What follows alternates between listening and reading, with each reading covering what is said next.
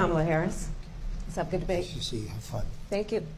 We have inflation like very few people have ever seen before, probably the worst in our nation's history.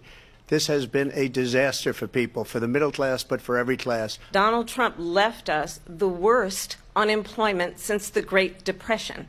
And what we have done is clean up Donald Trump's mess. Everybody knows she's a Marxist. Her father's a Marxist professor in economics, and he taught her well. But her vice presidential pick says abortion in the 9th month is absolutely fine. He also says execution after birth. It's execution, no longer abortion, because the baby is born, is okay.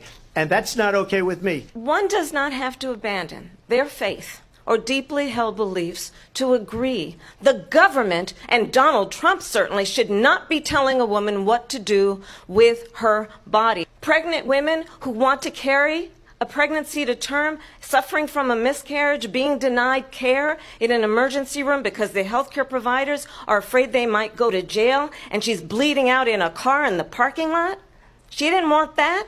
Her husband didn't want that. In Springfield, they're eating the dogs, the people that came in. They're eating the cats. They're eating the pets of the people that live there.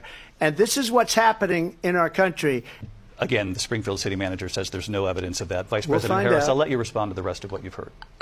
You talk about extreme. Are you now acknowledging that you lost in 2020? No, I don't acknowledge that at all. But I you said did that say sarcastically. That. You know that. It was said, oh, we lost by a whisker. That was said sarcastically. Donald Trump was fired by 81 million people.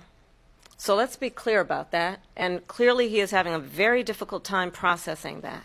World leaders are laughing at Donald Trump. I have talked with military leaders, some of whom worked with you, and they say you're a disgrace.